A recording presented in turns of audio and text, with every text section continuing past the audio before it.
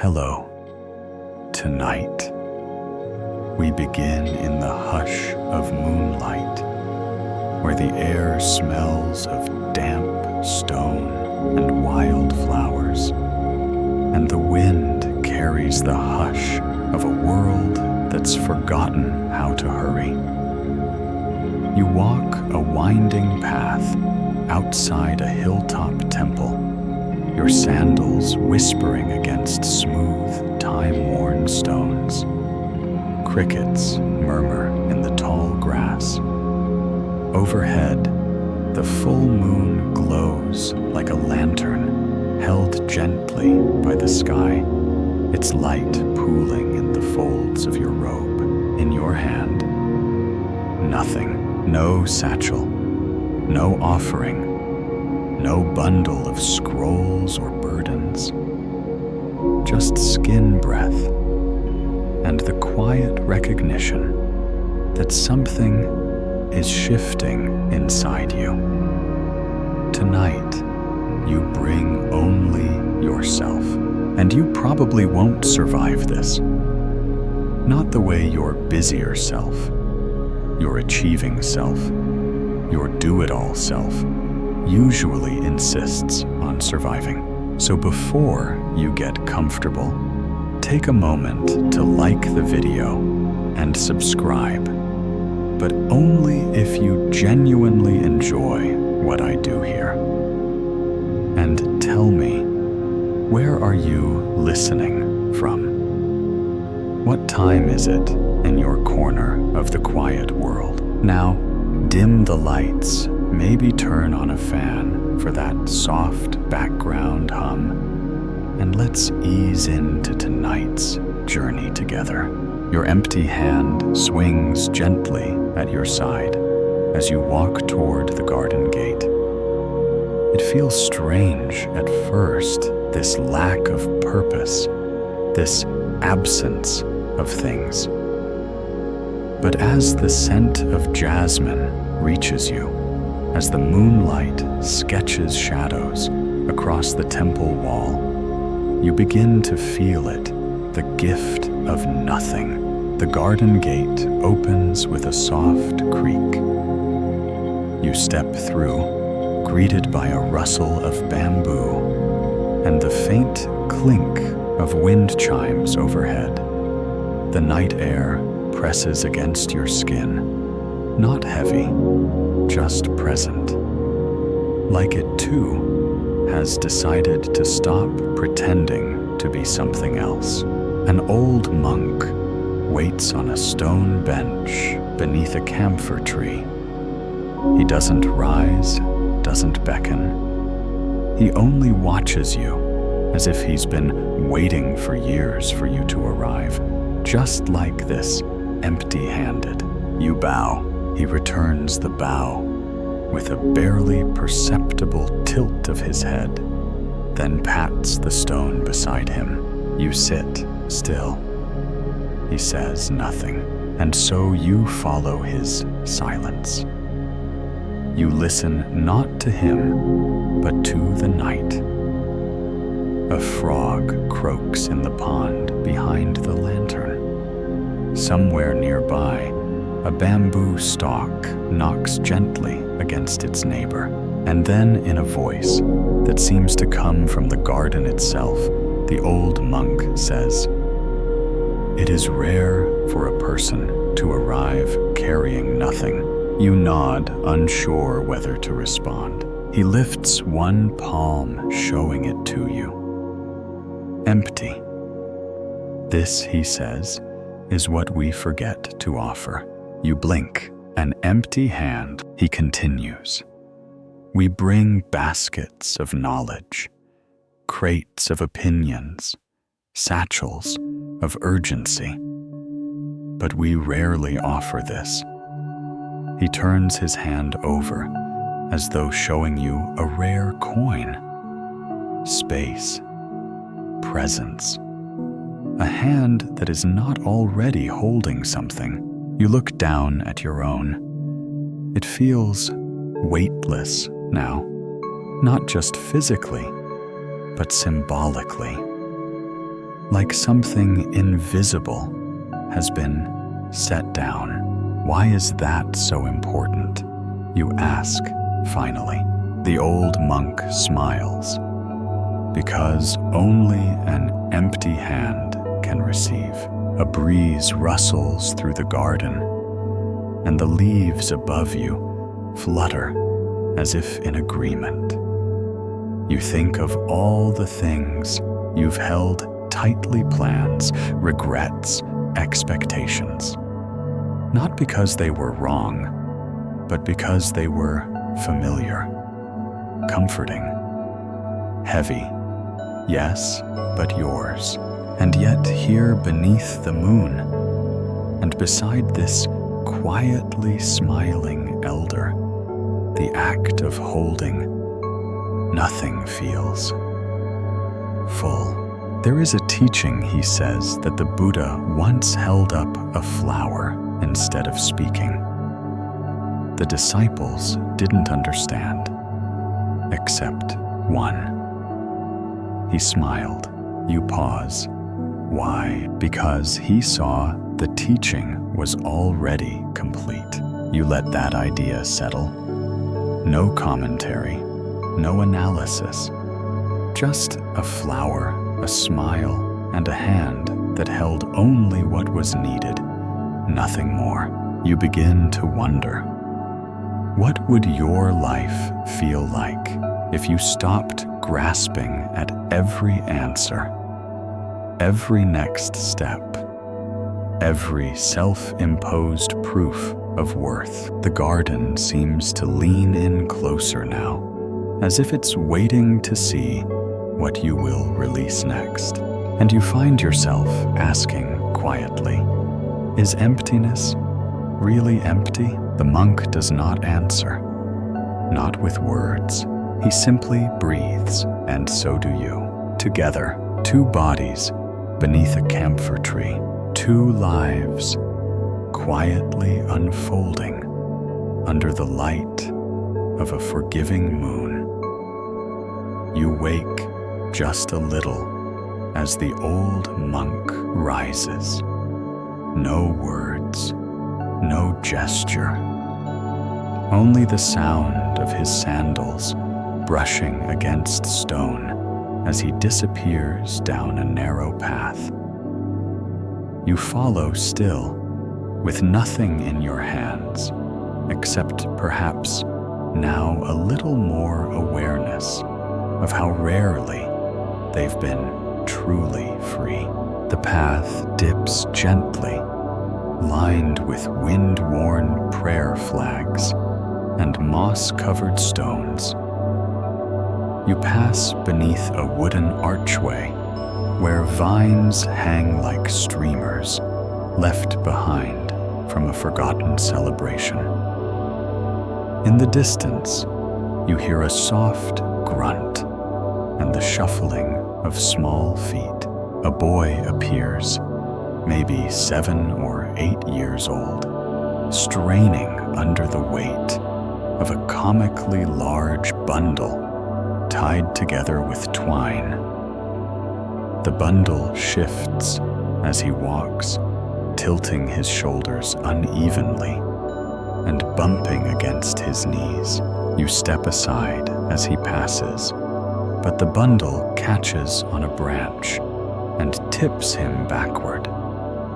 He stumbles and lands on the mossy path with a gentle thud. You move toward him, but he waves you off with a frown, scrambling to gather his belongings. Stones, feathers, a broken sandal, a tin whistle, and somehow 3 small river fish wrapped in lotus leaves. He piles it all back into the cloth with the determination of someone who believes each item is absolutely essential. The monk reappears, then watching from beneath a tree. He doesn't scold the boy. He doesn't help. He only smiles and says, You're still carrying all that, the boy huffs. It's mine. The monk nods thoughtfully. Of course it is.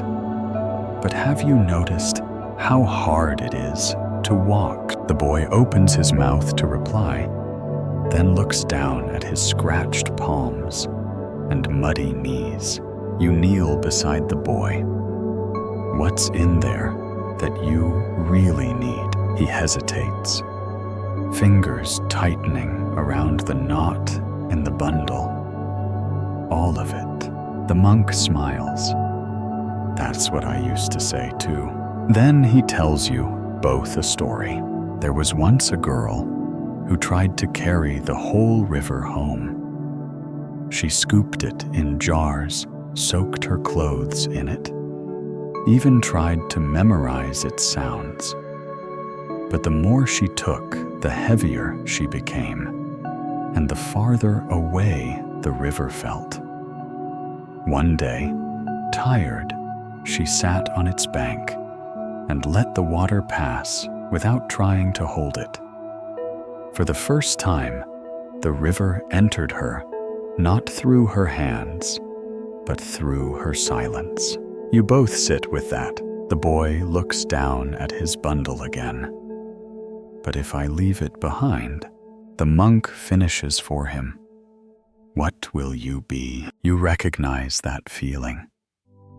The quiet fear that without your burdens, your to-do lists, your titles, your memories, you might be empty, undefined, invisible. He continues, sometimes we carry things not because they're useful, but because they remind us who we think we are.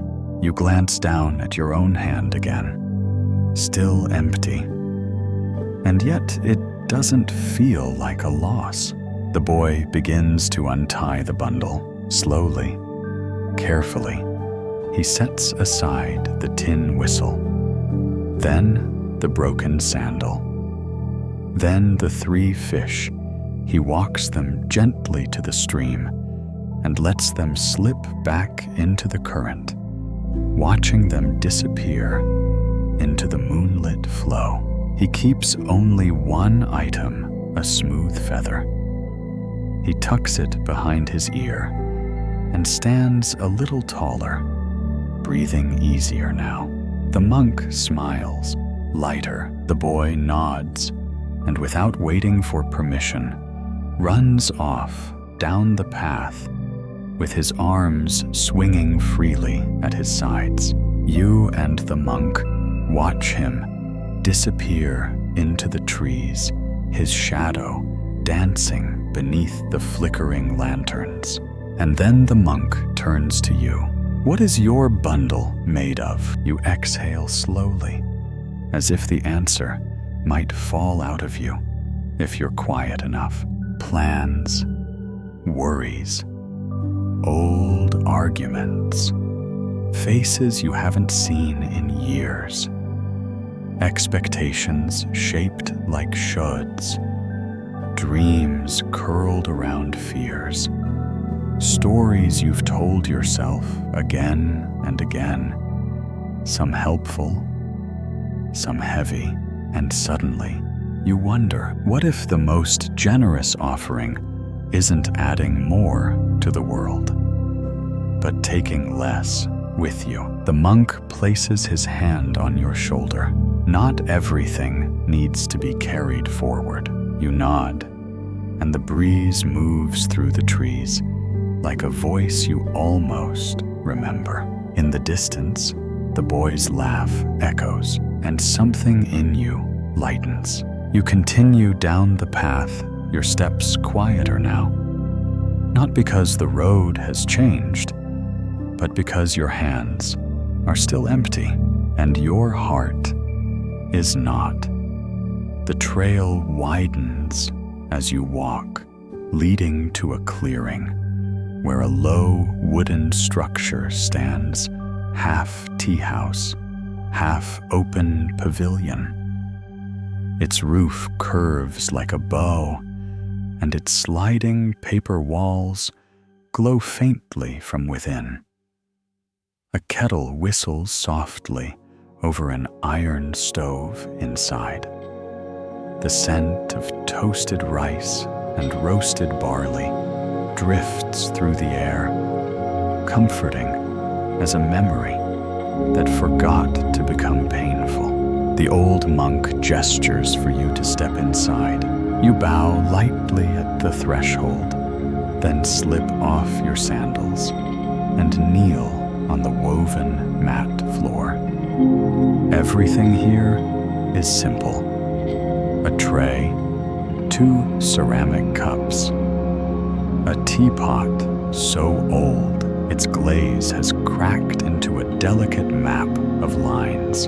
The monk pours without speaking. Steam curls upward between you like a silk thread, stitching stillness to the moment. You lift your cup. The tea is warm, nutty, familiar. You sip slowly. Then he holds up the teapot, turns it slightly, so you can see a thin line of liquid still dribbles from its spout, even though it is clearly full. You tilt your head. It's overflowing. He nods. Because I poured into a cup that was already full. He places the teapot down and waits. Then he says, "Many come to this tea house wanting wisdom, but their cup is already overflowing with plans, assumptions, pride, knowledge they cannot bear to part with. So when I pour tea, or truth, or stillness into them, what happens?" You glance at the small puddle forming beside your cup. It spills. The monk smiles, not unkindly, and nothing new is tasted. He picks up your cup and gently pours out half of it onto a dry patch of earth just outside the open door. The soil darkens, drinks it in. Then he refills the cup halfway. Now he says, "Taste it again." You do, somehow. It's better, lighter, more vibrant. He leans forward slightly. You cannot receive when you refuse to make space. Emptiness is not a flaw. It's an invitation. He continues. The Buddha said, "To learn, you must empty your cup again and again." Not because you are lacking, but because life never stops offering, and only an empty vessel can receive. You gaze down at the tea, just enough to warm your hands, just enough to drink without rush. You remember a conversation you had recently, or maybe years ago. Someone asked you a question, and before they finished, you'd already begun answering in your mind. You weren't really listening. You were filling a full cup with more. The monk speaks again. There is a tale of a wandering sage who knocked at a wise woman's door. "Teach me," he said. "I've read everything. I know the sutras, the scriptures, the commentaries, but I seek something deeper." She invited him to tea. As she poured, the tea began to spill over the rim. He gasped, "Stop! The cup is full." She smiled and said, "And so are you." You laugh softly. You can't help it. Not a mocking laugh, a warm, recognizing one. The monk laughs too, and in that shared chuckle, a little more space opens up inside you. You sip your tea again, then set the cup down and sit with your palms open. Sometimes you whisper, "I think I try too hard to already know." The monk bows his head. Knowing is a fine thing, but curiosity drinks deeper. Outside, a breeze lifts the edge of the paper wall, letting in the sound of wind through reeds and the faint patter of leaves falling from trees. You close your eyes. You feel it. Now that old tension that always clutches at understanding, that wants to be sure, that seeks to earn peace by explaining it. That tightness is beginning to dissolve, and in its place, space, not emptiness as absence, emptiness as readiness. You breathe in, and it feels like the first true breath you've taken all night. The monk speaks one last time before letting silence return. What if fullness is not a sign of richness, but of stagnation? You sit with that, letting it swirl inside you, like steam in a cup. You rise slowly, bow to the tea tray, and step once more into the moonlit night. Your hand is still empty, and yet now it feels sacred, not because of what it holds, but because of what it's willing to make room for. You step back into the night, tea still warming your belly, the breeze brushing against your robe like the soft sweep of a paintbrush across parchment. The garden path now winds through a grove of slender trees, white-blossomed and whispering gently in the breeze. Every leaf seems to hold its breath between movements. You do too. Ahead, a stone bench waits beside a shallow pond. You hear it before you see it, the rhythmic drip of water from a bamboo pipe, timed like a heartbeat, echoing softly through the space. A figure sits there already, cloaked in shadows and moonlight. As you approach, you realize it's not the old monk this time. It's a younger one, no older than you.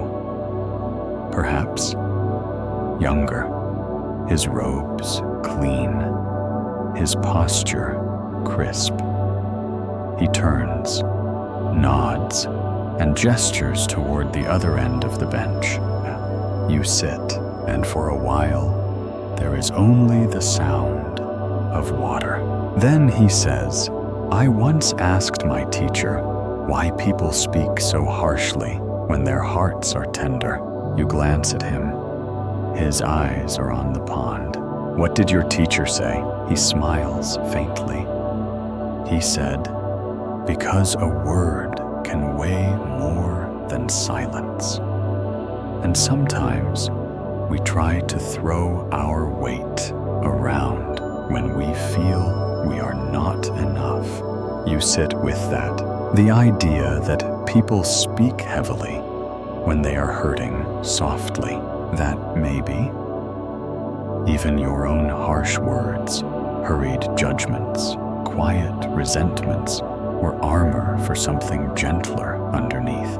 The young monk continues. There is a story of a woman who traveled with only a cloak and a single word kindness. She had no food, no coins, no tools, and yet every village she entered, she was welcomed. Her word fed the hungry, soothed the grieving, calmed the frightened. not because it fixed everything, but because it made room for others to rest. You whisper kindness. The word lands in the garden like a falling petal, gentle, complete. You think of all the words you've spoken today, this week, maybe even just in your own head. How many of them made room? How many added unnecessary weight? The young monk reaches into the sleeve of his robe and pulls out a folded scrap of rice paper. On it, one word painted in brushstroke ink: gentleness. He doesn't offer it to you. He simply sets it down beside the bench and lets the wind do what it will. And then he says, "The Buddha taught, better than 1,000 hollow words is one word that brings peace." You look at the pond. The moon has shifted, and now its reflection dances near the bamboo fountain. Drip, drip, drip. The sound becomes more than a sound. It becomes a question. Which of your words are water, and which are stones? You don't speak it aloud, but the question stays with you. You turn your palms upward, on your knees, the way the elder monk did earlier. And for the first time tonight, your hand doesn't feel empty. It feels ready.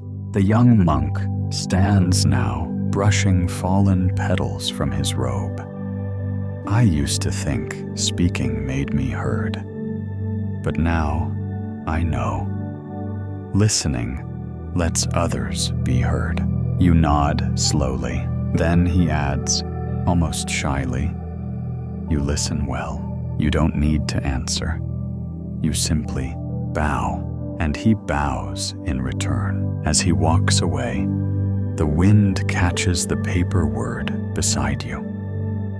Gentleness, and lifts it slightly, then lets it fall again. You pick it up and hold it for a moment. It's not a possession. It's a reminder. You tuck it into your robe, not hidden, just held. The bamboo fountain tips forward, now emptying its gathered water with a hollow thunk before resetting. It's a sound you've heard before, but never really listened to. You wonder, is kindness only kindness when it is offered freely? Or is it also the willingness to speak softly? When you could be sharp, you stay seated for a while longer. The garden wrapped around you like a lullaby. There is nothing pressing, no task waiting, only this space, this stillness, this knowing that words have weight. But silence holds a kind of strength, too. Eventually, you rise again. No words, only breath, and the sound of your feet, returning to the path, as though even the garden has acknowledged, yes, this one is beginning to understand. The path curves beneath your feet, softened by fallen petals, and the hush of footsteps long since past. You find yourself in a part of the garden that feels quieter than the rest, older, perhaps, or simply more inward. There's a gate here, low and wooden, half open. You slip through without thinking, ducking slightly. Inside, you discover a walled garden, smaller than the others, tucked behind the monastery's inner quarters. It is overgrown, not in chaos, but in quiet insistence. The kind of overgrowth that happens when something is left to itself for long enough to become something new. The stone path is interrupted by moss, and the hedge has curled into soft, living waves. A broken rake lies against the wall, abandoned long ago. The old monk is here, kneeling in the center of the garden, pulling weeds by hand. He doesn't look up when you enter. He just keeps working each motion, slow, intentional, without strain. You kneel beside him. Without a word, you reach for a weed near your knee. It comes up easily, its roots shallow. You're welcome to help, the monk murmurs. Or just to sit. You choose to help. For a while, the work becomes its own meditation. The soil is damp and forgiving. Each weed you pull leaves a tiny pocket of space behind. Somehow, this small act feels meaningful, like you're tending not only to the garden, but to something quieter within. Then the monk speaks. Do you know why we leave this garden untended for most of the year? You shake your head. He leans back, resting on his heels. Because silence needs space to grow wild. He reaches into his robe and pulls out a seed, small, black, unremarkable. This is a lotus seed. It can sleep for years beneath mud and water. But when the right warmth reaches it, just enough sun, just enough stillness, it blooms. You look around. The garden is filled with things that don't quite belong: dandelions, small vines, crooked stems. And yet, it doesn't feel messy. It feels alive. There's a tale, the monk says, of a temple gardener who tried to keep the grounds perfect. Every leaf trimmed, every stone brushed. He worked from dawn to dusk, pruning away anything wild. But no birds came. No butterflies landed. One day, the head monk said, "Your garden is clean, but it has no heart." So the gardener stopped raking. He let the wild flowers return, and with them, the life. You glance down at your hands dusted with soil. You think of the parts of yourself you've tried to weed out, the impatience, the doubt, the longing you couldn't explain, parts you judged as unworthy of the peace you sought. And you wonder, what if peace isn't sterile? What if it grows best among the wild things? The monk smiles, as if he's heard your thought. We often confuse control with care, he says. But care doesn't mean keeping things still. It means listening to when they're ready. He gestures to a patch of the garden near the wall, where a single lotus plant impossibly has sprouted in a crack between stones. You blink. How did it get there? It's been waiting, he says. We didn't plant it.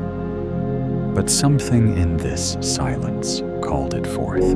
You sit back on your heels, breath slowing. A bird calls from the other side of the wall. The wind moves through the garden like a brush stroke across water. You think again of the rake against the wall.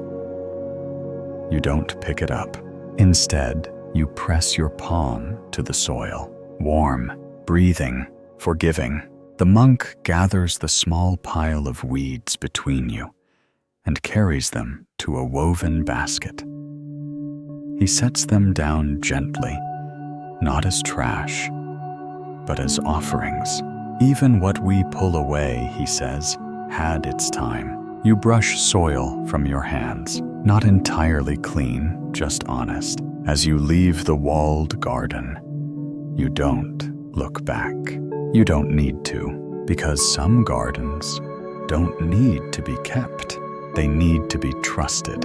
And something inside you, something small and waiting, has just been given permission to bloom.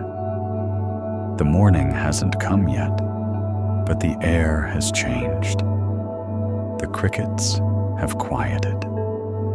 The moon has slipped lower in the sky, and the stars now sparkle through thin fingers of clouds. You return to the gravel path, its stones cool under your feet. A faint breeze brushes your neck, and you follow it as if it knows where you're meant to go next. Ahead, a mango tree leans slightly to one side, its trunk wide and gnarled. Beneath it sits a weathered wooden cart and an even more weathered man, his back curved, his robe patched, and his eyes half-lidded in a state of resting attention. He is not asleep. He is waiting. Beside him, a small woven basket filled with ripe mangoes. Their skin glows golden in the dim light, and the scent they release is sweet, heady, almost overripe.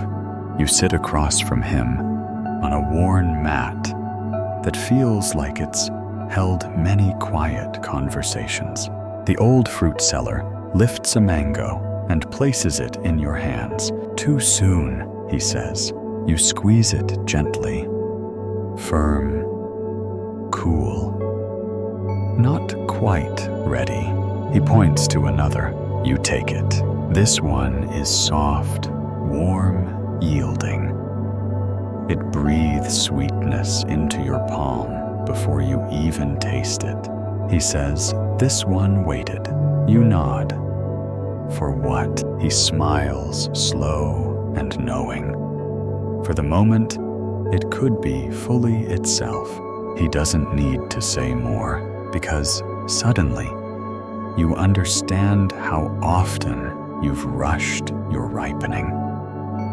How often you've forced growth, pulled at the stem of your own becoming before it was ready. There is a story the fruit seller tells in a voice more breath than words. There was a young monk tasked with harvesting mangoes for the village. Eager to impress, he picked them all in a single morning, filling baskets high. But by evening, most were hard. Some rotted. Few were sweet. The head monk said nothing, only handed him one mango and said, "Try again. But this time, let the fruit choose you." You look down at the mango in your hands, and you wait. You wait for it to speak, not with words, but with softness, with readiness. The fruit seller sips water from a clay cup and says, "The Buddha taught, do not dwell in the past. Do not dream of the future. Concentrate the mind on the present moment." He pauses. But the present moment isn't always ripe. You raise your head. "But it's here," he adds. "And that's enough." You think of your own life, the seasons you've tried to skip, the projects you've forced to bloom before their roots had deepened, the griefs you told to hurry up, the joys you rushed through, fearing they might leave. And now you wonder, what if patience isn't waiting for things to change, but letting them take their time to become whole. You breathe that in slowly. The fruit seller offers you a knife. You peel the mango. Its juice runs down your fingers as you slice into the flesh, warm and golden and rich with time. You eat quietly. It is undeniably the best mango you've ever tasted. You don't ask why. You already know. It ripened not because you demanded it to, but because you stepped aside and let it arrive. You thank the old man with a bow. He simply waves you on, reaching into his basket for the next fruit, turning it gently in his hands. You walk again, the sweetness still on your tongue, your fingers sticky with something that cannot be washed away by reason. And as you walk, you whisper to yourself, I am still ripening, not as an apology, but as a truth, a quiet vow, a gift to your own unfolding. The trail turns to packed earth, now smoother, quieter, as if even the ground has begun to listen more than speak. Your footsteps barely make a sound. The monastery buildings fall behind you, and ahead, where the trees thin, stands a small wooden shelter, simple and open on all sides, like a resting place for travelers who need neither direction nor distraction. On the steps of this shelter sits a man, not a monk. His robes are travel-worn, and his feet are bare. Dust clings to his ankles. His pack lies beside him, collapsed, and his hands rest lightly in his lap. When he sees you, he nods, not with urgency or invitation, but acknowledgement, like one cloud nodding to another, drifting by. You sit beside him. Silence stretches comfortably between you, the kind that doesn't ask to be filled. The wind passes through the shelter, brushing your cheeks like cool silk. Somewhere nearby, water drips steady, slow. After a while, he says, I lost my shoes 2 days ago. You glance at his feet, calloused, cracked, quietly brave. Do they hurt you? Ask. He shakes his head. Only when I forget I'm barefoot. He lifts one foot, flexes it, then lowers it again. They used to remind me how far I'd come. Now they remind me how little I really need. You look down at your own feet, clean, protected. And suddenly, you wonder, what have you padded yourself against that might have been a lesson in disguise? He reaches into his bag and pulls out a smooth river stone, turning it over in his hand. I met a man once who gave me this, he says. Said it was a gift of strength. I kept it because I thought it would protect me. But over time, I realized I wasn't supposed to hold it forever, just long enough to understand what I already carried. He sets the stone down between you. The wind shifts, he adds. There's a story of a traveler who came to a village with torn feet and an empty stomach. The people offered him shoes, food, a place to sleep. But the traveler refused. He said, I am not empty, just between fullness. and the villagers saw him not as poor, but as present. You breathe that in, and slowly you begin to feel what he means. So much of your life has been shaped by seeking comfort, clarity, the right fit, the next thing. But now, here beside this man with no shoes and no rush, you realize seeking is not the same as arriving. He looks up at the trees. The sky beyond them begins to shift toward silver, that delicate hour just before dawn. I used to think I needed to carry something with me, to be welcomed anywhere he says. But the older I get, the more I understand.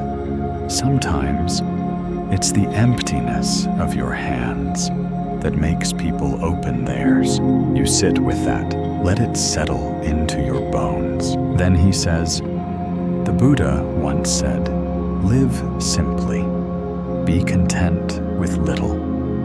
Do not let the mind be clouded by wanting. He smiles faintly. I'm still learning what little means. You close your eyes and feel the weightlessness of this moment, not because it lacks meaning, but because nothing is being asked of you. Not even understanding. You wonder, what might I discover if I stop needing to arrive with something in my hands? You open your eyes. The man stands now, stretching his legs, brushing dust from his palms. I'll be walking again, he says, but not because I need to get somewhere, just because the path is there. He offers no farewell, only a bow, and then he walks barefoot away from the shelter and into the pale light of the coming morning. You remain seated for a while longer, feeling the breeze on your feet.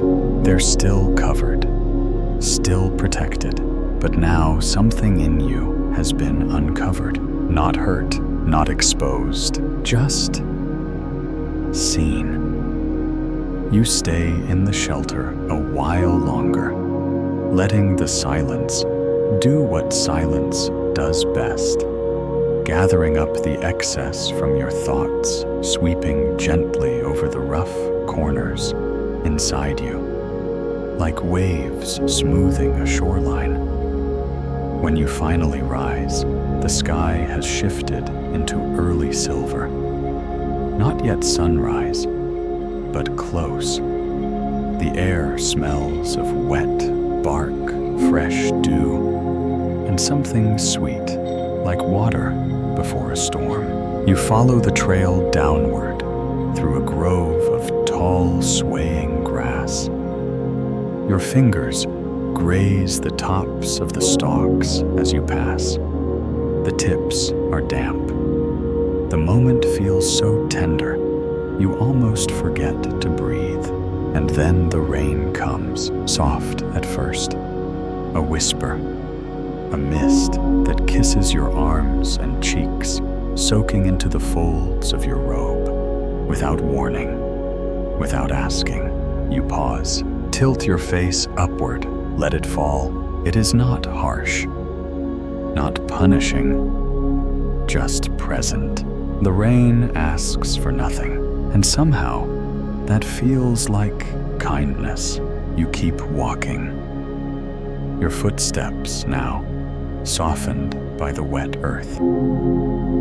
A small wooden structure appears ahead, a simple pavilion open on all sides, offering little more than a dry floor and a slanted roof.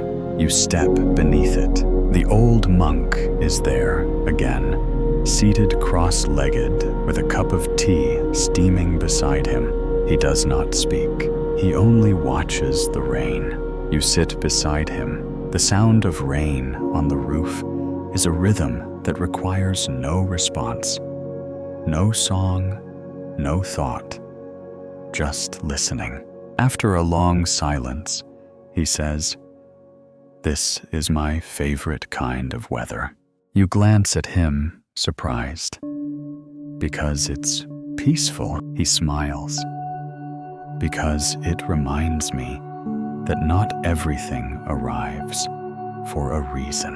You lean back, letting his words echo in the space between you. He continues, "When I was young, I used to think the rain had something to teach me, that every drop was a metaphor. But now I know sometimes it just rains. You breathe in deep and slow. The air is thick with earth and cloud, and that rich petrichor scent that smells like memory itself. There's a story," he says softly, "of a man who tried to catch the rain. He placed jars all around his home. He built gutters and channels and tiny lakes. But the more he tried to hold it, the more it slipped through his fingers. One day, tired, he lay down on the ground and let it fall on him, unfiltered. And for the first time, he felt clean." You close your eyes. You understand. You think of the parts of life you've tried to contain. Conversations you rehearsed. Outcomes you tried to shape. Feelings you judged before they even arrived. You wonder how many rains you missed while building jars. The monk continues. The Buddha taught, "Just as the great ocean has but one taste, the taste of salt, so too does the Dhamma have but one taste, the taste of freedom." He holds out his hand, palm open to the rain. Freedom, he says, is not found in control. It is found in receiving without needing. The rain picks up, slightly pattering more insistently on the pavilion roof, drumming a soft rhythm into the floorboards. You listen, and for a moment, it sounds like your breath.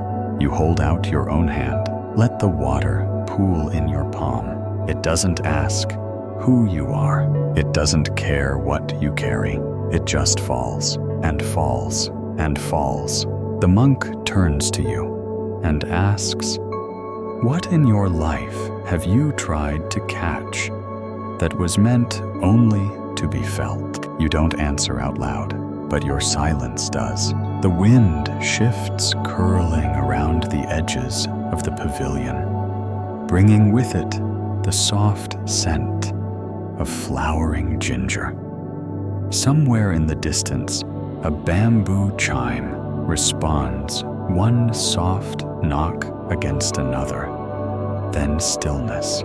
You sit in the sound of the rain, no longer beneath it, no longer apart from it, but part of it. And you smile, because finally, for once, you are not bracing. You are not grasping. You are just letting it fall.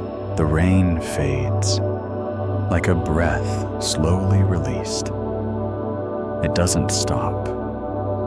It simply softens, becoming more mist than storm, more presence than performance. You and the old monk rise from the pavilion without a word. The path ahead glistens, lined with shallow puddles and scattered leaves.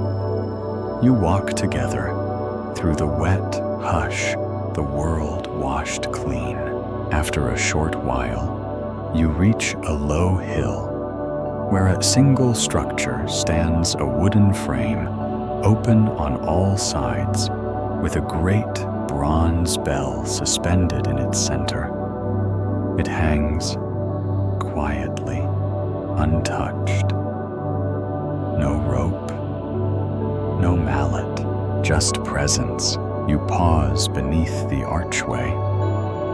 Shoes off again, feet damp against the smooth wood. The bell looms above you, not heavy in a threatening way, but in a sacred one, like it remembers every sound it's ever made and chooses now to rest in silence. The monk stands beside you. This bell hasn't been struck in years, he says softly. Why not you ask? He shrugs. It was never meant to ring often, only when silence had forgotten itself. You tilt your head. And how does one know the difference? The monk smiles. By listening. You stand beside the bell and place your hand on it. The metal is cool, rough with age. You imagine the sound it might make, deep, resonant, like thunder, wrapped in velvet. But tonight, it remains still. It doesn't need to speak. There's a story, the monk says, of a monastery where the bell would ring every evening. It became habit, a ritual. But one night, the monk who rang it fell ill, and no one stepped in. The silence that followed was so complete, so alive, that the abbot declared, "Let the bell be silent from now on. We have remembered how to hear what cannot be rung." You glance around. The night does feel alive with quiet. The rustle of trees, the creak of wood, your own breath. It's as if the bell's presence gives everything else permission to sing softly. The Buddha said, the monk continues, "Better than 1,000 spoken words is one that brings peace." But what if that one word is silence itself? You close your eyes. Let the stillness surround you. Let it enter. Let it ring inside. You think of the times you've spoken simply to fill a gap, to avoid awkwardness, to prove you're still here. And now, beside a bell that chooses not to ring you, begin to understand. Presence doesn't always need volume. The monk sits on the step, motioning for you to join him. You do, still feeling the echo of silence in your chest.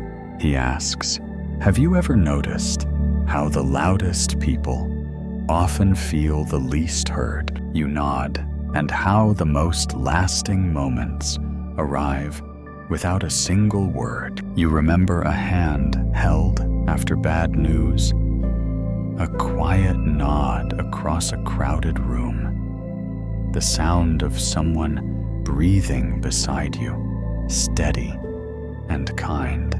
Some truths, the monk says, are not spoken. They are felt. Like a bell never struck, you let his words move through you.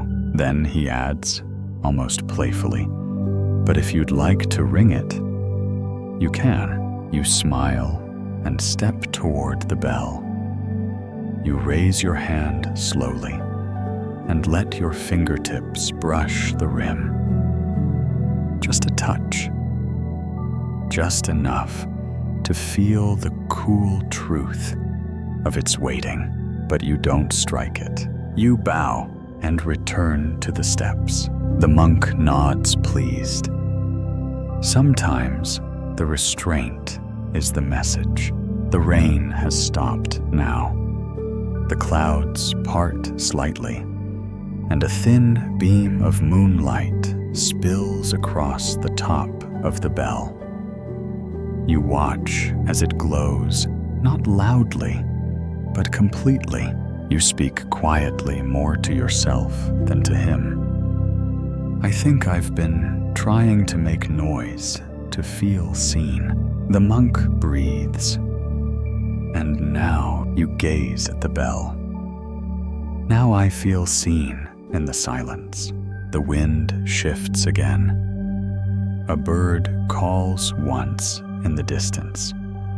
Then nothing. And in that nothing you find everything. You rise slowly. One more look at the bell, then back down the path. Your footsteps are lighter, quieter, but somehow they ring louder inside you than ever before. The moon has lowered now, its light stretched long and thin across the path. Each step you take feels wrapped in hush, as if the ground itself is holding its breath just to listen. You leave the bell tower behind and wind through a thicket of tall grass, their blades dripping with rain and glinting like silver thread under starlight. Ahead, perched on a crooked wooden fence, is a sparrow, small still, and utterly unbothered by your approach. You slow your pace, not wanting to startle it. In the quiet, you hear the faint rustling of feathers, the tiniest scrape of claw against wood. The sparrow tilts its head and watches you, not with fear, but with curiosity, as if wondering what you've brought. You kneel. From your robe, you pull a few sesame seeds from your tea house visit earlier. You hold out your hand, palm open, fingers steady. The sparrow doesn't move. You stay there, patient offering, but still, it doesn't come. You look up at the trees, then back down. The bird hops once, not closer, but sideways. A single seed drops from your palm onto the ground, and the sparrow immediately flutters down to snatch it, not from your hand, but from the earth. The monk appears again, seemingly from nowhere, his presence as gentle as morning fog. She won't take from a closed hand, he says, sitting beside you, even one that appears open. You glance at your fingers now, slightly curled, not in grasping, but not entirely free either. She feels the holding, he adds, the subtle asking, the wanting behind the stillness. You let your fingers loosen. The seeds fall to the ground, quiet as dust. The sparrow hops forward again, pecking slowly, calmly now, without hesitation. The monk watches with a faint smile.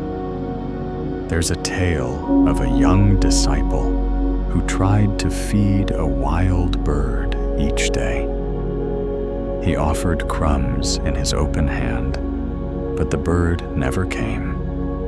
Finally, the disciple wept. "Why won't it trust me?" His teacher replied, "Because your gift still has strings." You feel that deep. You remember moments when you gave with expectations, when your kindness was half hope, half hunger. When your silence wasn't peace, it was the hope someone would ask what was wrong. How do we truly give, you ask? The monk brushes a fallen leaf from your shoulder. By forgetting that we are giving, he says. By letting the hand be empty, not just in gesture, but in heart. The Buddha once taught, "The gift of the righteous springs from faith. It is given with a joyful heart." And perhaps tonight, the sparrow is the teacher. The monk continues, "True giving is the same as true listening. It's the kind of presence that doesn't need to be seen to be real. You watch as the bird pecks at one more seed, then flies off without fanfare, vanishing into the shadows between branches. You exhale, not with disappointment, with understanding. You and the monk sit side by side on the damp earth. He plucks a small blade of grass and rolls it between his fingers. "You're learning to hold nothing," he says, "and yet carry everything." You nod. Your hands are truly empty now, not just in form, but in intent. No reaching, no weight, just open. You close your eyes and feel the space between your palms. And in that space, something stirs, not a thing, but a truth. To offer without clinging is to love without fear. The wind shifts. You rise, brushing your robe clean, though the dampness clings. The monk remains seated, humming a barely there tune that feels older than words. You bow to him. He does not bow back, but somehow you feel deeply bowed to. You walk again, lighter than before, and this time, as the wind brushes past your fingers, you let it move through them, like a bird who no longer needs convincing that you mean no harm. The path narrows now, leading you through a corridor of low-hanging branches that brush against your shoulders, like old friends checking in. The breeze has quieted, and the night hums with a deeper stillness. The only sounds are your footsteps and the occasional, distant rustle of something small moving through leaves. You walk until you reach a shaded courtyard nestled between ancient stone walls. A single bench sits in the center beside a weathered fountain, long dry. Moonlight spills into the space like water pooling across the stones. At the far end of the courtyard, a young novice monk sits beside a low table. His robe is neat, his posture still, but his eyes are troubled, drawn inward. Before him sits a begging bowl, as is tradition, though tonight it is not filled with rice or coins. It holds a single stone. You approach and bow gently. He doesn't look up. You sit across from him and wait. After a long pause, he finally speaks. "Someone gave me a stone today." You glance at the bowl. It's small, smooth, pale gray, utterly ordinary. "I stood with my bowl outstretched," the novice says, "and the man placed this inside." Then he walked away. He frowns, his fingers tightening around the rim of the bowl. What does it mean to be given nothing? You reach into your robe and produce nothing, mirroring his gesture. The two of you sit side by side, each holding emptiness in your own way. Then the voice of the old monk reaches you both, drifting from the edge of the courtyard. "It was not nothing," he says, stepping into view. "It was what you did not expect." The novice looks up, surprised. "But I can't eat it. It offers me no comfort." no help. The monk kneels beside him and says gently, "Not all gifts are meant to feed the stomach. Some are meant to feed the understanding." He picks up the stone and rolls it between his palms. There is a story of a teacher who handed each of his students a rock on their first day of study. "What am I to do with this?" one asked. The teacher replied, "Carry it until you understand that not all weight is a burden. Some is simply reminder." The novice watches the stone. His hands soften. The monk continues. The Buddha taught, "He who is not content with what he has will not be content with what he wants." You sit with that. The begging bowl was meant to teach humility, patience, surrender. Not to guarantee fulfillment, but to invite trust. And tonight, the gift is not rice, not gold, not even words. It is presence. It is pause. It is a stone in a bowl. The novice asks, "So what do I do with it?" The monk smiles. "Whatever you choose, carry it. Set it down, pass it along, or simply let it remind you of what that emptiness too can be given with love." A breeze lifts through the courtyard, brushing against your face. The fountain behind you creaks faintly, as if remembering the sound of water. You look at your own hands again, empty, still, but no longer unsure. You take the stone from the bowl, just for a moment.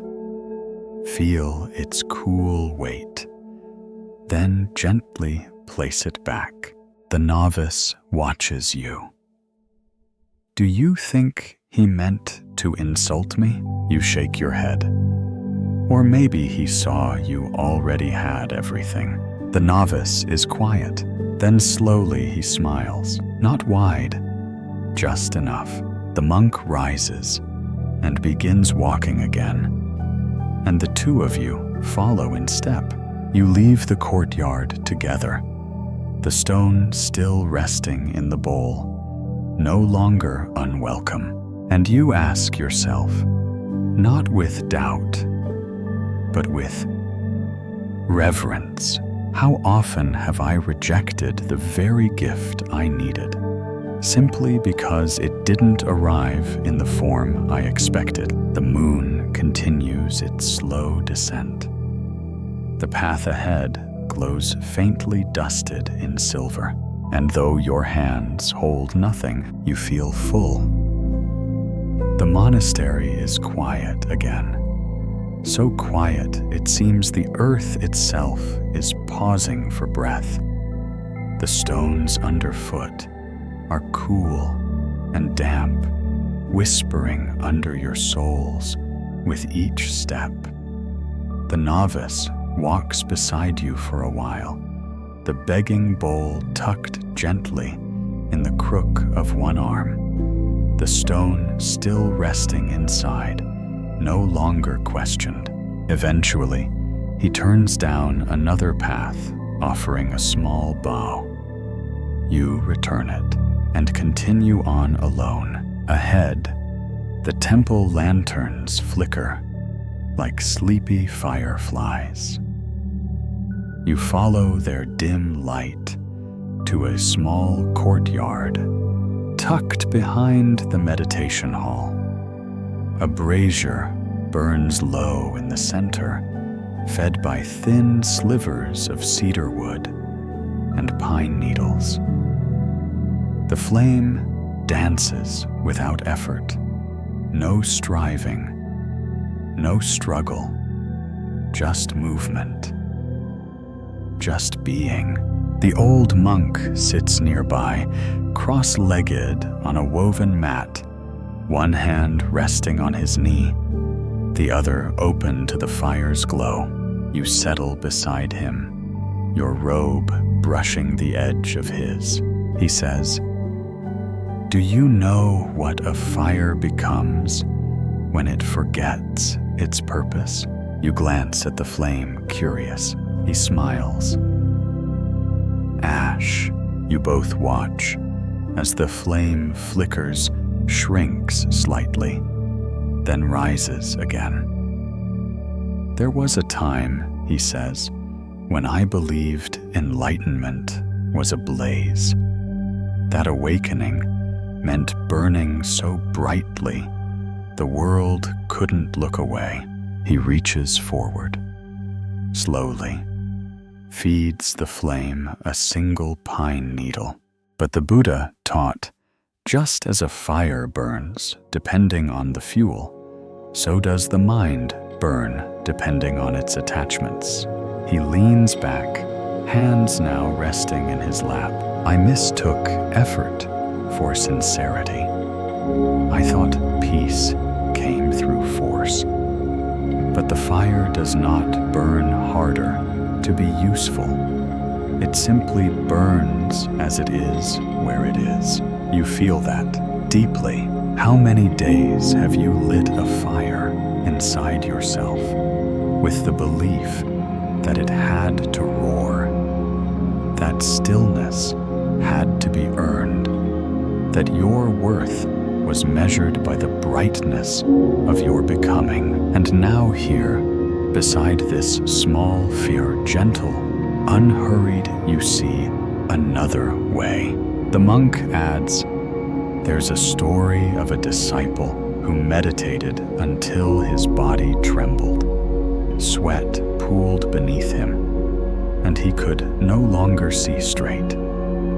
His teacher placed a candle beside him and said, 'Now sit with this and do nothing.' Days passed. The flame burned low. It never flared.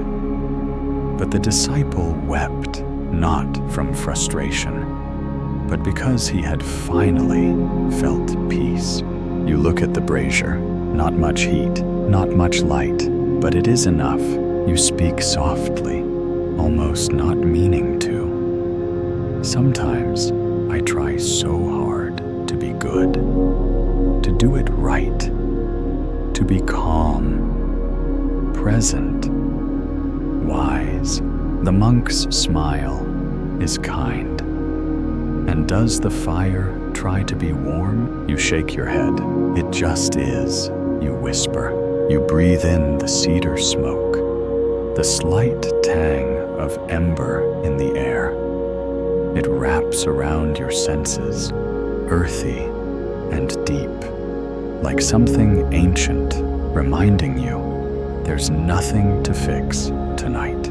Just a flame, just breath, just presence. What would happen, the monk asks, if you stopped feeding your fire with urgency? The question circles you like smoke and settles. You place your hands near the flame, not to change it, not to shape it, just to feel it. Its warmth greets you like a soft hand on the shoulder.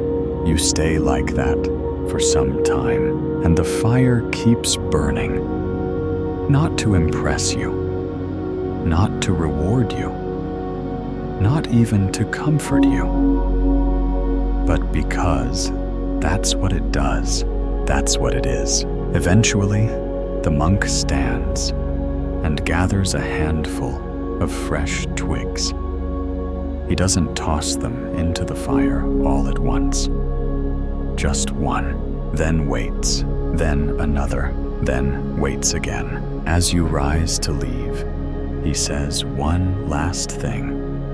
Barely above the crackle, the fire is still a fire, even when it rests. You walk away slowly, carrying no flame in your hands, but a great warmth in your chest.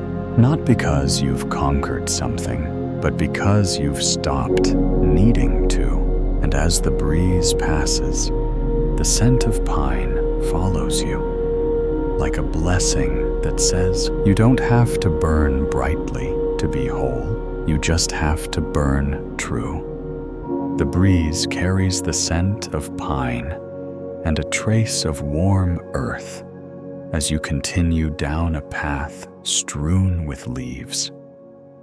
Some still cling to the branches, above others float gently to the ground in no rush to land.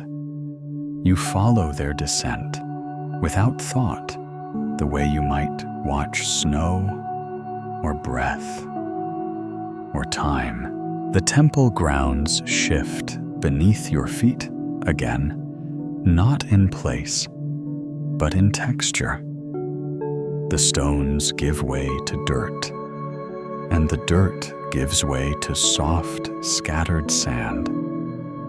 You round a quiet bend and find yourself at the beginning of a stone path raked carefully into concentric circles. Or it was. Tonight, the wind has played here. The once mindful patterns are scattered now, small piles of leaves, here wind-drawn streaks across the sand there. A few footprints, soft and half-faded wind, away from the path and into the trees beyond. You pause. There's a wooden broom leaning against a cedar post nearby. Its bristles are worn but ready. You take it in hand, testing its weight. It's lighter than you expected, almost as if it wants to be used, and yet you hesitate, because something in the mess feels right. Still, you place the broom to the ground and begin. With each stroke, the sand yields to your rhythm. Not perfectly, not precisely, but enough. You move slowly, matching your breath to the rake of the broom. You work not to erase the wind, but to respond to it. The monk joins you, quiet as always. He begins raking beside you, without fanfare, without instruction. You fall into the same rhythm, two quiet movements, brushing the night back into its lines. Then he speaks. Do you know why we rake this path? You smile. To keep it clear, he shakes his head. To keep ourselves clear. You pause your broom, watching the lines unfold under your hands. There's a story, he continues, of a woman who raked her garden every morning, even though the wind ruined it by afternoon. A visitor asked, "Why bother?" She replied, "Because each morning I find where I've scattered again." You resume raking. The act is not a chore, it's a mirror. You think of your thoughts, how easily they scatter, how swiftly emotion and memory blow them off course. And you wonder, what if peace isn't the absence of chaos, but the choice to return to stillness? Anyway, the Buddha once said, "With our thoughts, we make the world." And here tonight, you are remaking yours, one line at a time. You finish one section of the path and step back. A leaf falls directly onto the clean sand. You laugh, not with frustration, with understanding. The monk laughs too. The wind teaches us humility. The rake teaches us grace. He walks the path slowly, steps careful, not to disturb the work already done. You follow behind, and the broom hangs lightly in your hand, now more companion than tool. At the far end of the path, he sets his broom aside, and turns to you. When I was younger, he says I believed my thoughts had to be silenced. Now I know they only need to be seen and swept and seen again. You let the broom fall gently back to its post. A breeze moves through the trees, stirring the sand again in soft swirls. You don't rush to fix it. You bow to it and keep walking, because tonight you're not walking a perfect path. You're walking a responsive one. The raked path fades behind you as the trail narrows again, winding into a grove of bamboo that creaks softly in the shifting air. The tall stalks lean like quiet witnesses, brushing against each other with the sound of rain on paper. Their shadows sway across the ground in long, graceful lines. You follow the sound of something familiar. A clatter, a hiss, a soft mumbling. A small kitchen hut appears, light spilling from its windows in flickering gold. The scent of ginger and toasted sesame floats toward you, along with the unmistakable aroma of burnt rice. You step inside and are greeted by the warm chaos of a night kitchen. Steam rises from a cast iron pot. A wooden spoon rests precariously on the edge of a bowl, and at the center of it all stands a flustered novice. Monk apron askew, brow glistening with effort. He's stirring too fast. The spoon sloshes the soup over the edge. He tastes it, frowns, adds more herbs, tastes again, frowns deeper. His movements grow sharper, more hurried. You watch quietly until the old monk appears beside you. With a chuckle, he steps forward, lifts the pot gently from the flame, and says, "Sometimes the soup needs less help." The novice sighs and sets down his spoon. I was trying to balance the flavors. The old monk stirs the soup once slowly with calm hands, and in doing so, you lost the taste. He ladles a small portion into a bowl and passes it to you. You sip. It's good, not perfect, but real, comforting. You sit at the low table, the steam warming your face, the bowl steady in your palms. The monk sits across from you. "There's a lesson here," he says. "When we try too hard to fix something, we forget to feel it." He turns to the novice. "There's a story of a cook who stirred every pot she made, constantly, relentlessly. One day, a guest asked why the soup never had depth. She replied, 'Because I'm too afraid of letting it be.'" The young monk nods shame, softening into humility. You glance down at your own bowl, watching the steam rise slow and fragrant. And you begin to realize how often you stir your own life. The same way, trying to get it just right, adding one more task, one more fix, one more opinion, when what it really needed was time. The Buddha taught, "Let go of the need to control and rest in the nature of things." And you sip again, letting that truth settle in your mouth. The monk continues, "We are taught that action is everything, that movement means progress. But too much stirring clouds the broth. Too much correcting obscures the clarity. You rest your spoon gently beside the bowl. You breathe in, then out. The kitchen quiets. Even the novice is still now watching the pot with new patience. No longer trying to perfect it, just letting it finish on its own. The old monk rises, moves to a nearby shelf, and places a single jasmine flower into a small wooden bowl.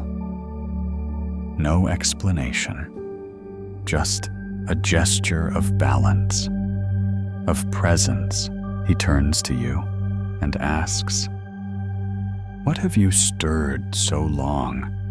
You've forgotten its original flavor." You don't answer. You don't need to. The question does the stirring now, gently, wisely. You sit back the soup now, cooling slightly in your bowl, and for the first time in a long while, you feel okay with not fixing something. You feel okay letting it be. You rise from the table, bow to the novice, and step back into the night. The scent of ginger follows you. So does the silence. And you think to yourself with a quiet smile, even soup needs stillness to become whole. The bamboo gives way to open air once more, and the sky greets you with a deeper indigo, soft and endless. A few stars pierce through, blinking gently, like distant monks, with their eyes half closed in meditation. You follow a trail that winds around the base of a hill, eventually arriving at a small pond surrounded by smooth stones and low grass.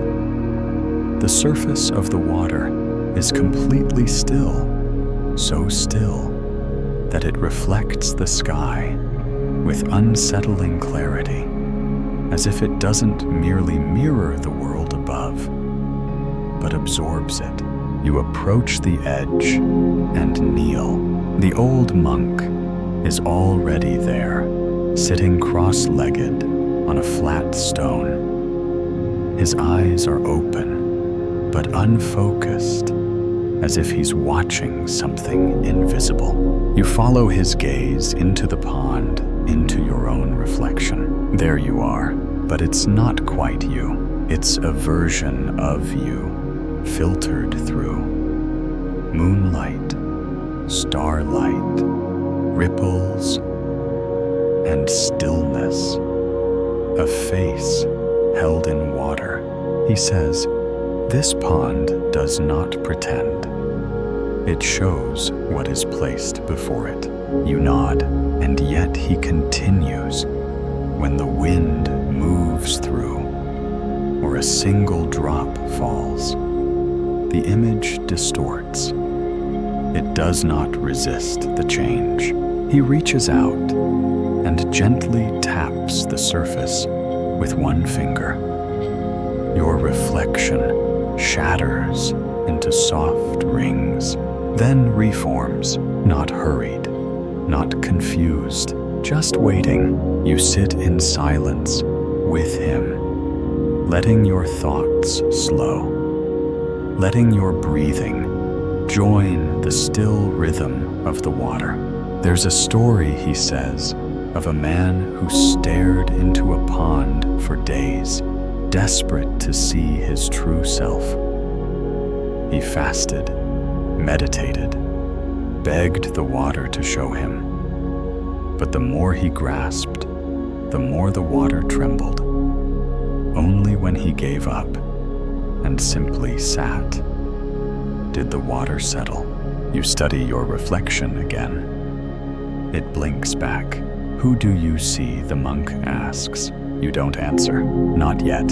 Instead, you sit with the question, like a candle in your palm. Who do you see when you stop trying, when you don't pose, when you're not performing calm, but simply resting? He leans slightly toward you and says, "The Buddha taught, the mind is like a painter. It paints the world, then believes in what it created."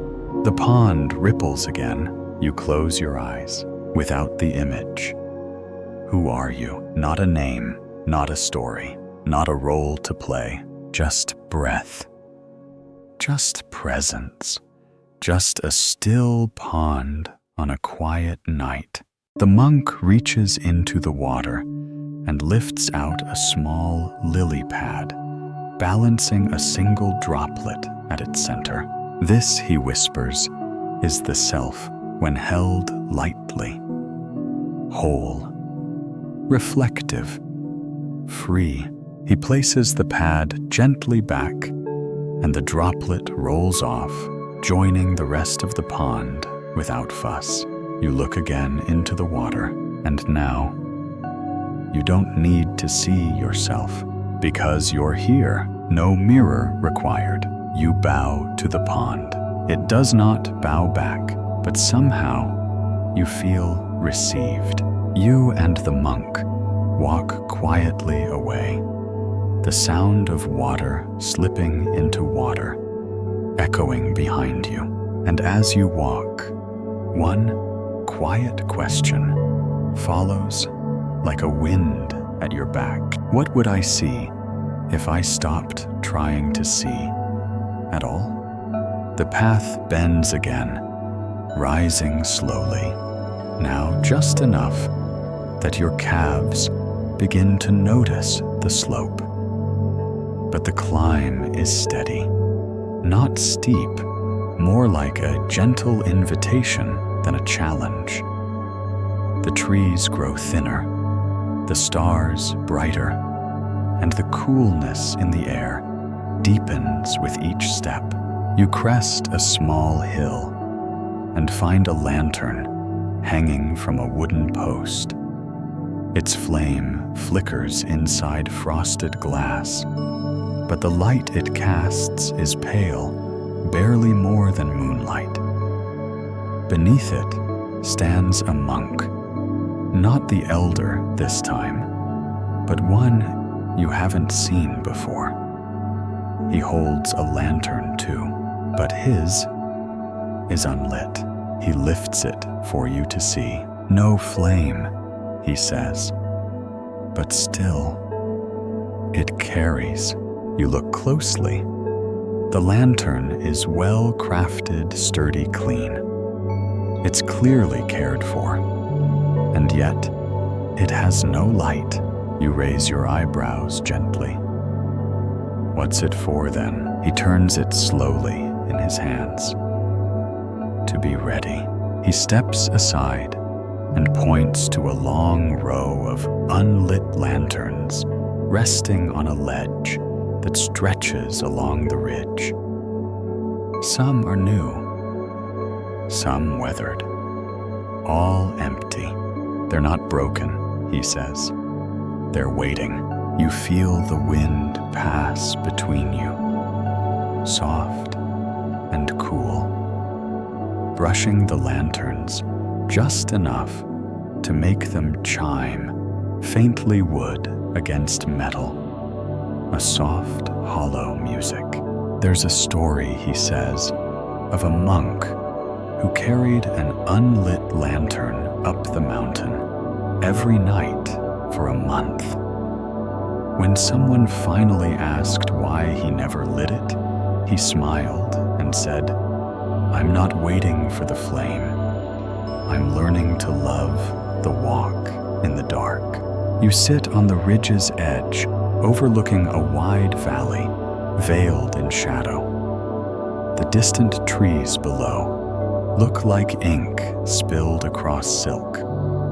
Above you, stars pulse faintly, and the moon, now lower, glows like the heart of something vet and silent.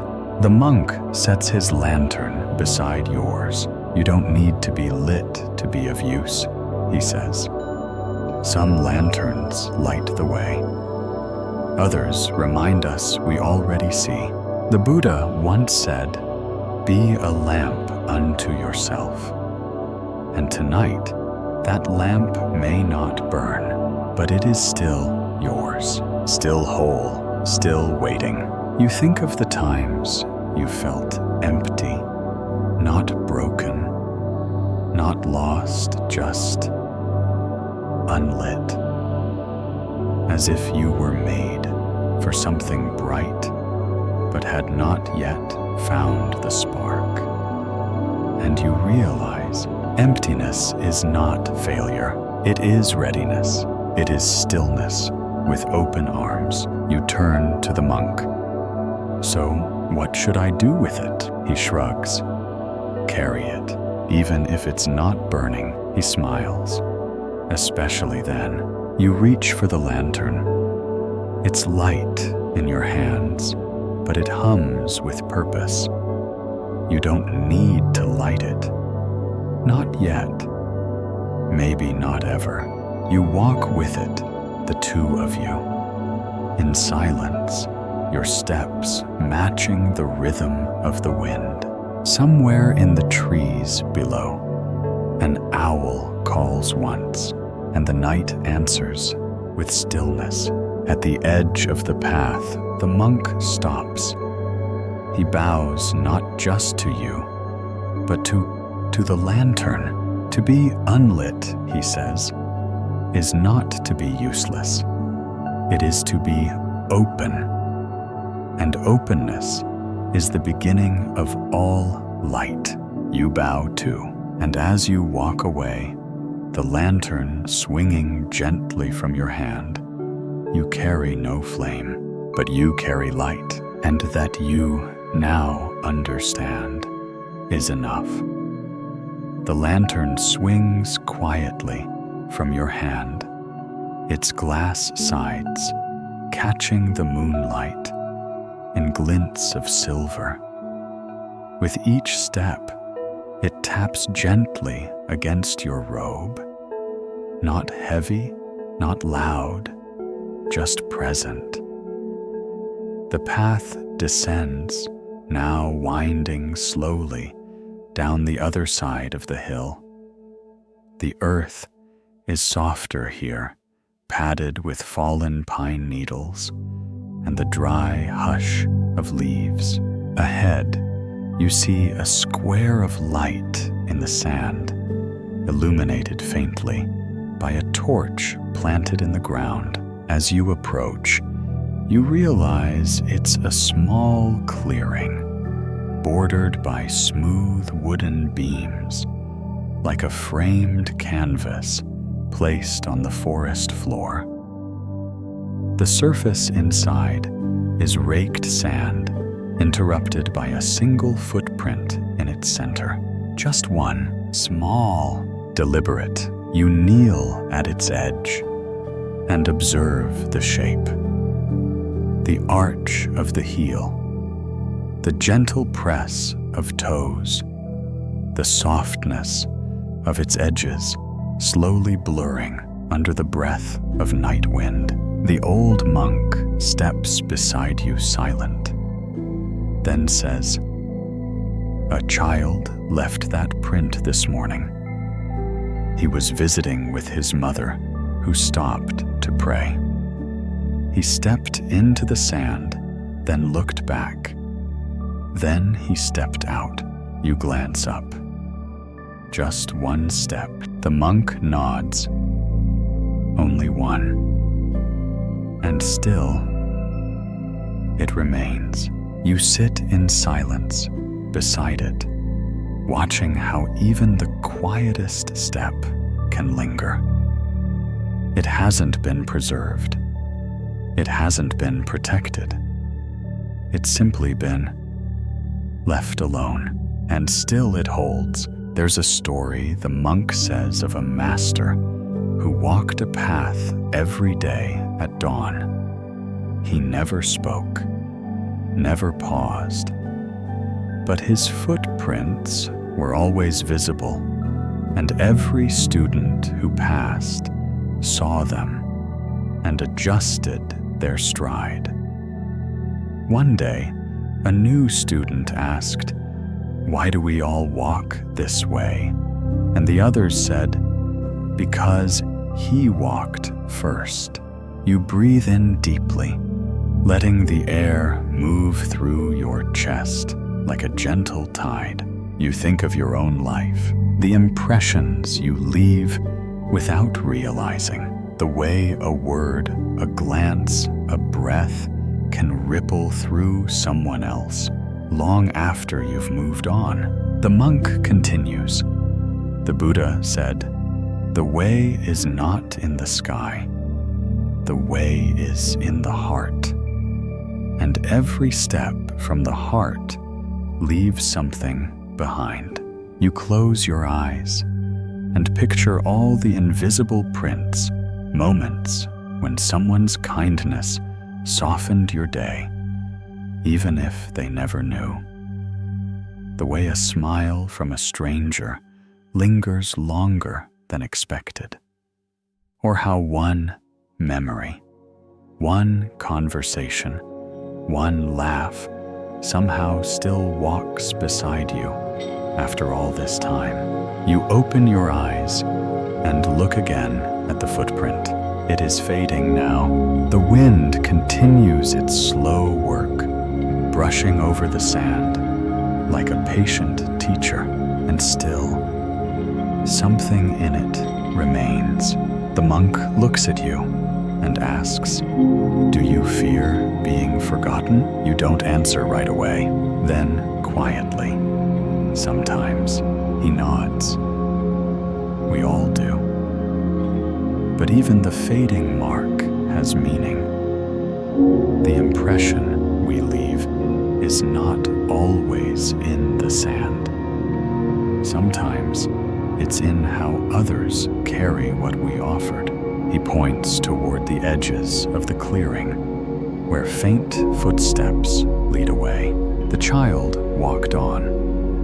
But this remained. You reach for your lantern again, holding it steady in your lap. It hasn't lit, but it reflects.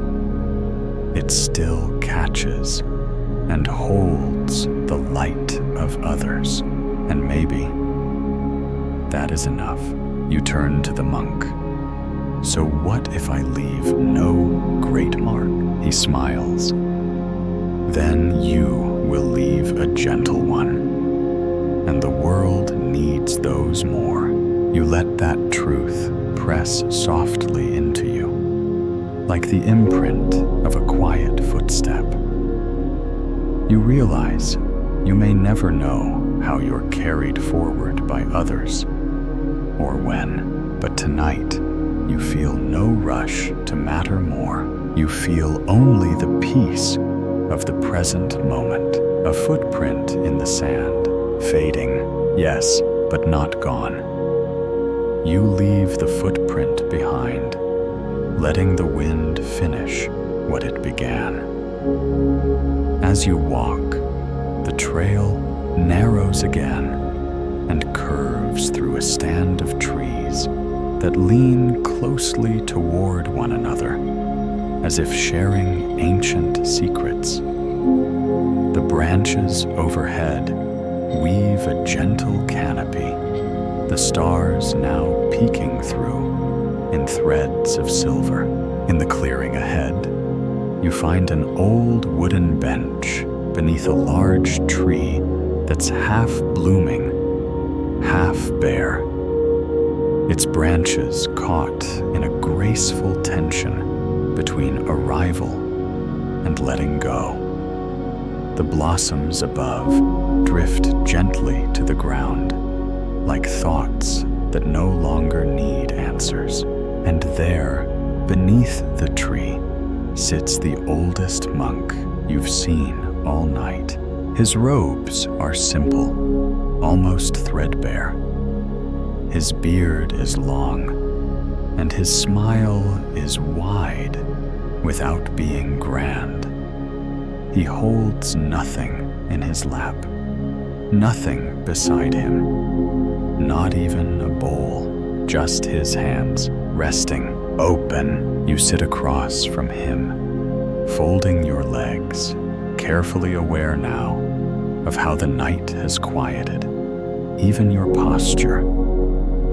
There's a feeling that you shouldn't speak, not because it's forbidden, but because words seem too loud for this kind of silence.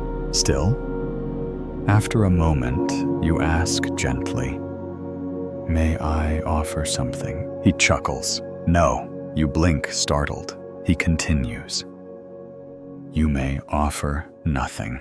You wait for explanation. He leans forward and holds up one hand. Empty. He turns it over, still offering. You stare at his palm.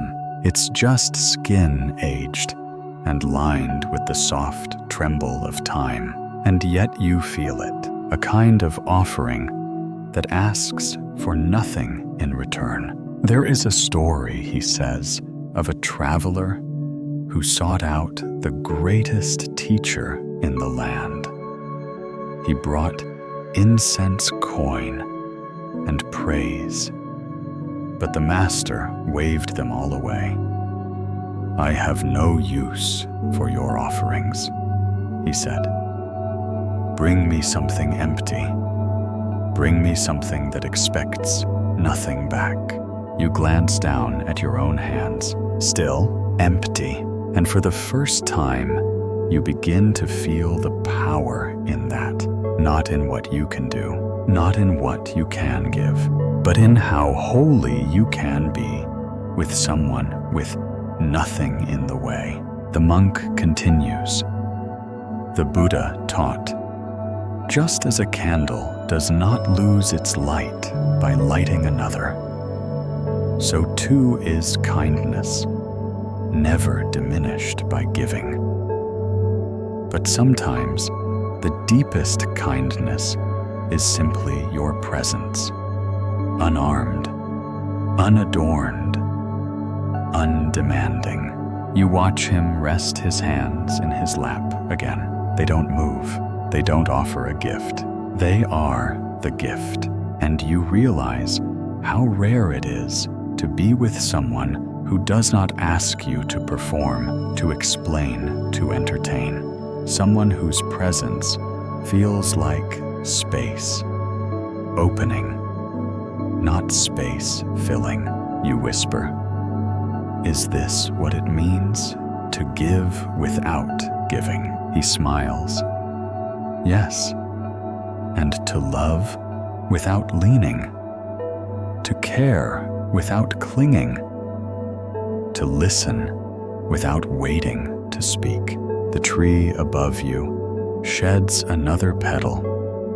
It lands gently on the old monk's shoulder. He doesn't brush it away. It stays there, resting received. You see, he says true giving is not what you place into another's hands. It's the space you make inside your own. The way you stay. The way you allow someone to be exactly as they are. You nod slowly, and the question forms inside you. Soft and simple. What if the most powerful offering is my empty hand? The monk doesn't need to hear it. He sees it in your breath, in your silence, in the way your shoulders relax. You sit together for a long while, not to figure anything out, but just to remain. And when you rise, you bow deeply, not to honor him, but to honor the truth he lives, the gift of nothing given fully. You walk away lighter, not because you've received something, but because you've remembered. You never needed to hold so much to be whole. You walk through the last grove before the temple grounds open wide again. The path is strewn with soft needles from cypress trees, their scent thick in the air, like memory warmed by moonlight. Your steps are silent now, not cautious, just natural, like the earth and your body have made peace with each other. Ahead, the old monk waits beside the gate you entered through at the beginning of this long, gentle night. The camphor tree still leans into the breeze, and the bench beneath it welcomes you once again. You sit beside him, not as a student, not as a guest, but as someone who has traveled without moving far. He holds nothing in his hands. So do you. Do you know the difference between giving and offering, he asks. You glance at him, curious. He answers himself. Giving can still have expectation. An offering asks for nothing. You nod. Your hands rest on your knees. Open now, not as a gesture, but as a posture of being. There is a final story, he says. One I've never written down. You lean slightly closer. There was once a woman who lived alone at the edge of a village. She owned nothing of value. No fields, no coins, no great beauty or skill. But when people passed her home, she always opened the gate. Just that. Not a feast, not advice, just space. When someone was tired, they'd sit. When they were lost, they'd pause. Her home was empty, but it gave more comfort than any palace. And when she died, they carved into her gate a single word: welcome. You close your eyes. You feel the story more than you hear it, because you've been that traveler. You've known the exhaustion of carrying too much, the fear of not having enough to offer. And now, here at the gate, you realize the most sacred offering is yourself unguarded. The monk touches your shoulder gently. You are ready. You meet his eyes. For what? He smiles. To give what cannot be held. You sit in that stillness, together. The wind moves across the path. A single blossom from the camphor tree lands on the bench beside you. You don't pick it up. You just let it rest there. You think of your life, your relationships, your work, your thoughts, and you feel something shift. You don't have to arrive with anything. You don't need a perfect mind, or a tidy past, or a glowing lantern. You only need space in your hands and quiet in your breath. The Buddha once taught, when the heart is pure, the offering is perfect. You look at your empty hands. They are not empty. They are wide open. You whisper, "So this is the gift." The monk nods, not needing to answer. And then he says, "When we die, we take nothing with us. But while we live, we can offer everything without holding a thing." You rise slowly, bow deeply, not to him, but to this moment, to the truth that giving can be as simple as showing up without armor. He does not follow. He stays behind, beneath the camphor tree, his hands still open, his breath still slow.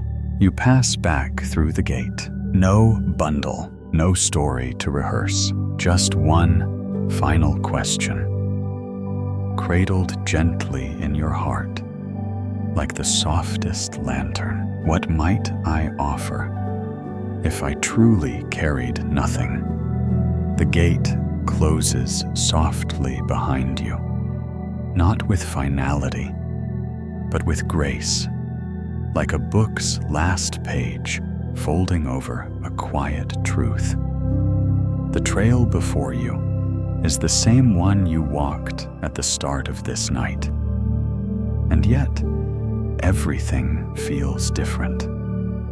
The way the wind brushes your sleeve, the way your breath moves without trying, the way your hands, still empty, feel fuller than ever. You step slowly, not toward anything, just with everything. The moon, now low in the sky, casts long shadows across the path. Each shadow stretches like a ribbon unfurling ahead of you, reminding you that even darkness can point the way.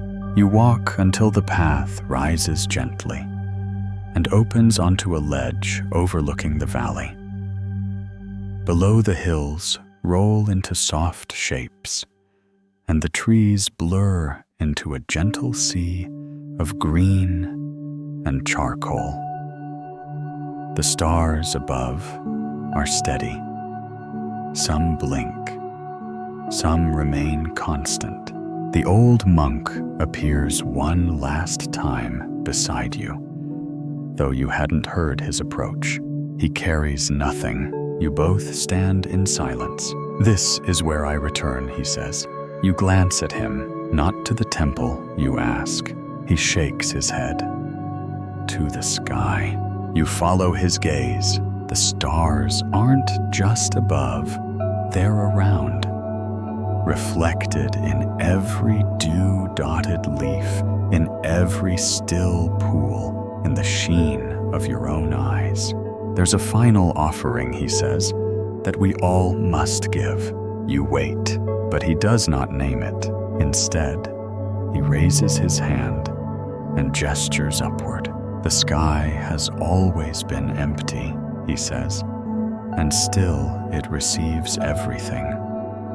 Light, shadow, storm, prayer. You look up, feel the vastness, feel how the sky never flinches from what it's given.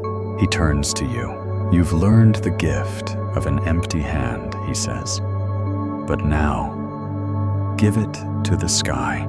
You raise your palm. It feels strange, offering something so small to something so infinite. But then you understand.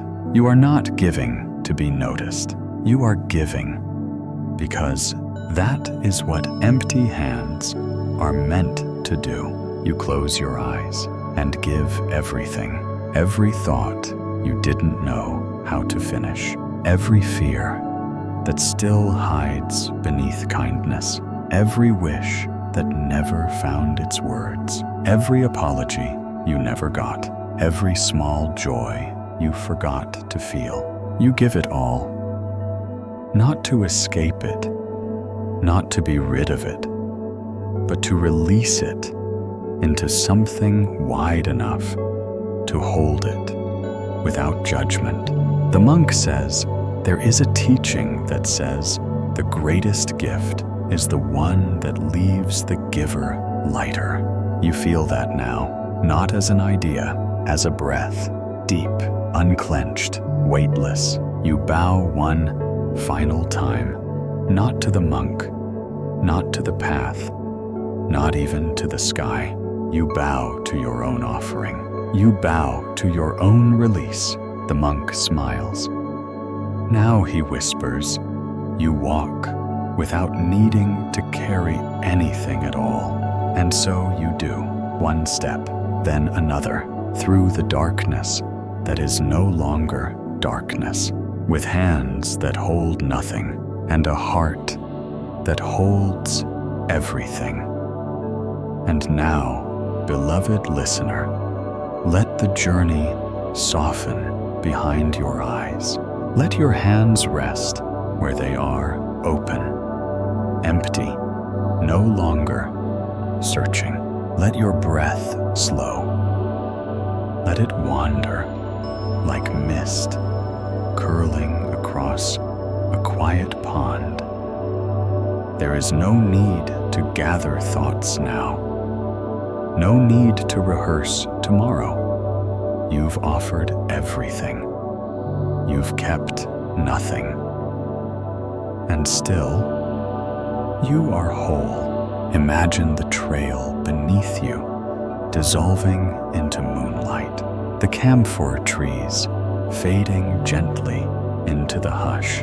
The bell tower, standing watch, silent and sure. Let the pond grow still again. Let the stone stay in the bowl. Let the lantern remain unlit. There is peace in that. There is peace in you. Each breath you take now carries only air, not pressure, not hope, not urgency. Just air cool and calm, winding its way through your chest like a lullaby written by the earth. The night is not asking anything from you. You've already given it everything it needed. So lay down the bundle, set aside the bowl, let the sky take what it will, and give back its quiet in return. There is nothing more to do, no more steps to follow, no more lessons to absorb. Only this moment, only this stillness, only this breath. You are not holding on. You are held. You are not finding peace. You are being found by it. Sleep now, like the candle that stays warm even after the flame is gone. Sleep deeply, with empty hands and a full heart.